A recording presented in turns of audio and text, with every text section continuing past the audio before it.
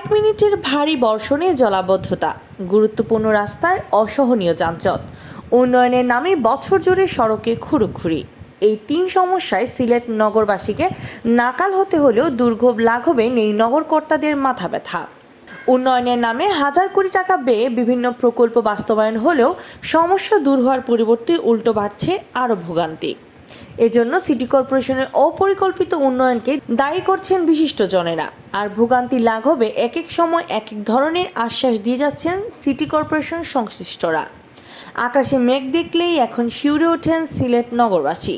এই বুঝি নামলো ঝুম বৃষ্টি, আর কয়েক মিনিটের ভারী বর্ষণ মানেই তো বাসাবাড়ি, দোকানপাট, রাস্তাঘাটে হাঁটু পানি। অথচ 2020-21 ও 2021-22 অর্থ বছরে ছড়া খাল উদ্ধার ও সংস্কার, ড্রেনেজ নির্মাণ সহ জলাবদ্ধতা নিরসনে ব্যয় করা হয়েছে প্রায় 1200 কোটি টাকা। কিন্তু হাজার কোটি টাকা ব্যয়েও জলাবদ্ধতা অভিশাপমুক্ত হতে পারেনি নগরবাসী। উল্টো বৃষ্টি হলেই পানিতে ভাসতে হচ্ছে তাদের। এজন্য জলাবদ্ধতা নিরসনে অপরিকল্পিত প্রকল্প গ্রহণ ও বাস্তবায়নকে দায়ী করছেন সচেতন মহল। জলাবদ্ধতার কারণ হিসেবে নগর কর্তৃপক্ষ এক এক সময় এক এক কথা বলছেন। গত মে ও জুলাই মাসে সিলেট নগরীতে ভয়াবহ বন্যা ও জলাবদ্ধতা দেখা দিলে এই সময় সিটি মেয়র আরিফুল হক চৌধুরী এর কারণ হিসেবে সুরমা নদীর নাব্যতা কমে যাওয়াকে দায়ী করেছিলেন। সুরমা নদীর নাব্যতা কমে যাওয়ায় নগরীর ছড়া খাল দিয়ে পানি নিষ্কাশন না হওয়ায় জলাবদ্ধতা সৃষ্টি হয়েছে বলে দাবি করেন তিনি। কিন্তু সুরমা নদীর পানি নামার পরও বৃষ্টি হলে নগরীতে জলাবদ্ধতা সৃষ্টি হলে বোল পাল্টান মেয়র ও প্রকৌশলীরা। তখন বিভিন্ন স্থানে ড্রেনের নির্মাণ কাজ ও নির্মাণাধীন ড্রেনে ঠিকাদাররা নির্মাণ সামগ্রী ফেলে রাখাকে দায়ী করেন তারা। এক পর্যায়ে তারা জলাবদ্ধতার কারণ হিসেবে জলবায়ু পরিবর্তনের ফলে অসময়ে বৃষ্টিপাত ও ছড়া খালে নাগরিকদের ময়লা আবর্জনা ফেলাকেই চিহ্নিত করেন। এ নিয়ে নগর ভবন কর্তৃপক্ষকে ব্যাপক সমালোচনায়ও পড়তে হয়। এদিকে সময়ের সাথে পাল্লা দিয়ে বাড়ছে সিলেট নগরীর যানজট। বেশ কয়েক বছর আগেই নগরী থেকে তুলে দেওয়া হয়েছে ইজি বাইক, ব্যাটারি চালিত রিক্সাও নগরী সড়কে নিষিদ্ধ।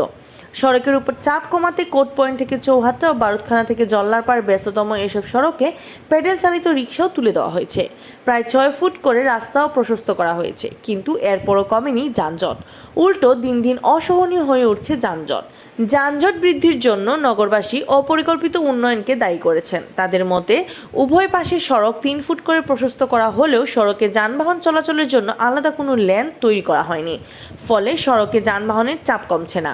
এছাড়া অবৈধ পার্কিং ও হকারদের দৌরাত্ম্য বন্ধ করতে সিটি কর্পোরেশন ব্যর্থ হওয়ায় যানজট বেড়েই চলেছে। অপরদিকে উন্নয়ন কাজের নামে সারা বছর নগরীর রাস্তাঘাটে চলে খুঁড়োখুড়ি। একটি কাজ শুরু হলে সেটি ফেলে রাখা হয় বছরের পর বছর।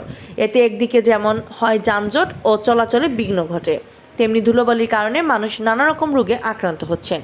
শুষ্ক মৌসুমে পুরো নগরীর পরিবেশ ধুলার রাজ্যে পরিণত হয়। এ নিয়ে নাগরিক সমাজ বিভিন্ন সময় প্রতিবাদী হলেও নগর ভবন কর্তৃপক্ষ কার্যকর কোনো পদক্ষেপই নেননি।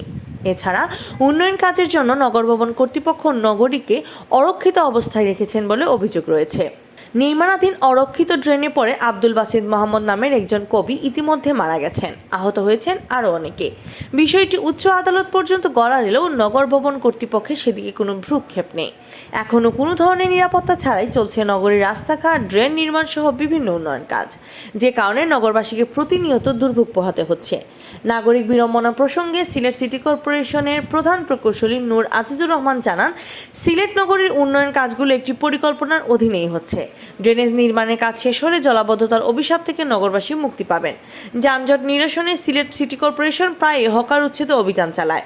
বেশিরভাগ রাস্তা 6 ফুট করে প্রশস্ত করা হয়েছে। একটি পুরনো শহরে এর চেয়ে বেশি প্রশস্ত করা সম্ভব নয়। এতটুকু প্রশস্ত করতে অনেকের দোকানপাট ভাঙতে হয়েছে। ঠিকাদারদের সবসময় নিরাপত্তা ব্যবস্থা নিশ্চিত করে নির্মাণ কাজ করার নির্দেশ দেওয়া হয়ে থাকে। এ ব্যাপারে সিটি কর্পোরেশন নিয়মিত তদারকিও রয়েছে। এর মধ্যে মাঝে মাঝে কিছু দুর্ঘটনা ঘটে যায়, যা খুবই দুঃখজনক।